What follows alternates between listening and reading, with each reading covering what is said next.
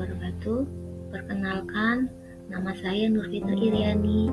Saya dari SMP Negeri 104 Jakarta, CKP Angkatan 10. Salam guru penggerak, bergerak, bergerak, dan menggerakkan. Demonstrasi kontekstual dengan judul Upaya Menumbuhkan Budi Pekerti dan Meningkatkan Prestasi Belajar. Ki Hajar Dewantara adalah seorang tokoh pendidikan yang paling berpengaruh dalam sistem pendidikan kita. Pada masa kolonial, beliau dikenal sebagai pelopor pendidikan bagi anak-anak di bumi. Tujuan pendidikan menurut Ki Hajar Dewantara, pendidikan harus menuntun segala kodrat yang ada pada anak-anak agar mereka dapat mencapai keselamatan dan kebahagiaan yang setinggi-tingginya, baik sebagai manusia maupun sebagai anggota masyarakat. Pemikiran Ki Hajar Dewantara tentang pendidikan, bahwa pendidikan adalah sistem amung di mana pendidikan harus dapat memberikan tuntunan. Pendidikan harus sesuai dengan kodrat alam, sesuai dengan lingkungan, kebutuhan, bakat, dan minat peserta didik, dan pendidikan harus mengikuti zamannya. Pendidikan harus memenuhi trikon. Yang pertama adalah kontinu, di mana pendidikan harus dilaksanakan secara berkesinambungan dan terus-menerus. Yang kedua adalah konvergen. Pendidikan harus mengambil sumber lain yang sesuai dengan kebutuhan dan potensi diri peserta didik. Yang ketiga adalah konsentris, di mana pendidikan harus sesuai dengan kultur budaya Indonesia. Menurut Ki Hajar Dewantara, ada dua dimensi pendidikan. Yang pertama adalah kecerdasan, dan yang kedua adalah pendidikan yang dapat menumbuhkan budi pekerti peserta didik. Pendidikan berpihak kepada anak, di mana pendidikan harus sesuai dengan kodrat alam, harus sesuai dengan bakat, minat, dan kebutuhan peserta didik. Pendidikan harus sesuai zamannya, memberikan kebebasan belajar, dan memfasilitasi kebutuhan anak.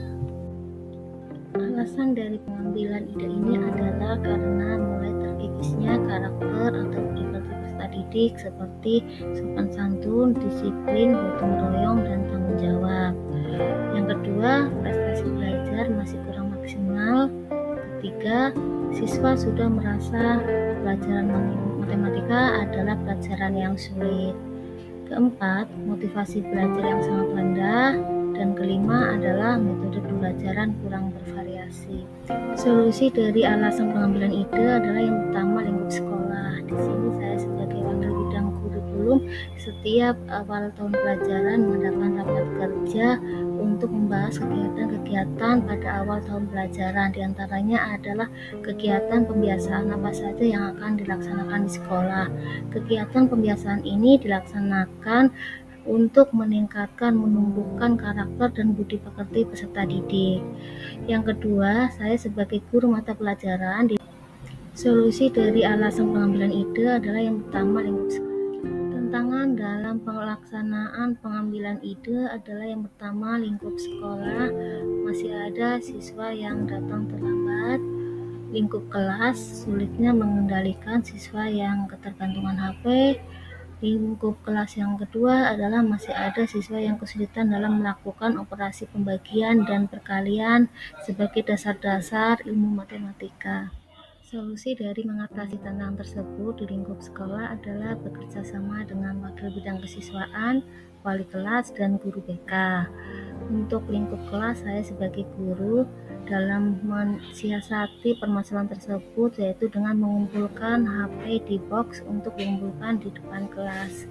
Selanjutnya, untuk peserta didik yang mengalami kesulitan dalam berhitung, melatih berhitung kepada siswa yang mengalami kesulitan. Kegiatan pembimbingan peserta didik untuk menumbuhkan karakter dan budi pekerti peserta didik dengan kegiatan pembiasaan di sekolah seperti upacara bendera pada hari Senin, literasi numerasi pada hari Selasa, pramuka pada hari Rabu, senam bersama dan pentas seni pada hari Kamis, dan kegiatan keagamaan serta makan bersama pada hari Jumat. Ini adalah kegiatan keagamaan yang dilaksanakan oleh peserta didik sesuai dengan agama dan kepercayaannya masing-masing untuk menumbuhkan karakter beriman dan bertakwa kepada Tuhan Yang Maha Esa. Ini adalah aksi nyata kegiatan upacara bendera pada hari Senin dan kegiatan literasi numerasi pada hari Selasa. Kegiatan pembiasaan pramuka di hari Rabu, di mana peserta didik secara mandiri mempraktekkan membuat telur asin, dan kegiatan senam bersama yang dilaksanakan oleh guru, karyawan, peserta didik pada hari Kamis. Ini adalah aksi nyata kegiatan pentas seni dan penyambutan oleh guru kepada peserta didik yang telah hadir ke sekolah sebagai penghargaan kepada peserta didik yang telah hadir ke sekolah. Selain itu, di sekolah kami juga mengadakan ekstrakurikuler untuk mengembangkan bakat dan minat peserta didik. Ini adalah kejuaraan yang diperoleh oleh peserta didik di bidang non-akademik. Kegiatan pembelajaran matematika di dalam kelas dengan membuat kesepakatan kelas, diskusi kelompok, membuat lingkungan fisik kayak teks di kelas. Ini adalah aksi nyata kesepakatan kelas yang dilaksanakan pada awal pembelajaran yang harus ditaati oleh peserta didik saat pembelajaran. Membuat lingkungan fisik kayak teks di kelas. Siswa membuat karya-karya yang berisikan tentang ilmu pengetahuan, khususnya dalam matematika, yang dipajang di kelas sebagai sarana untuk pembelajaran, sehingga peserta didik dapat membaca kapan saja. Kegiatan selanjutnya adalah diskusi kelompok. Diskusi kelompok yang akan dilaksanakan adalah model diskusi kelompok dengan sistem lempar bola salju, di mana satu peserta didik akan melemparkan satu pertanyaan untuk salah satu temannya yang nantinya akan dijawab bersama-sama di kelompoknya masing-masing.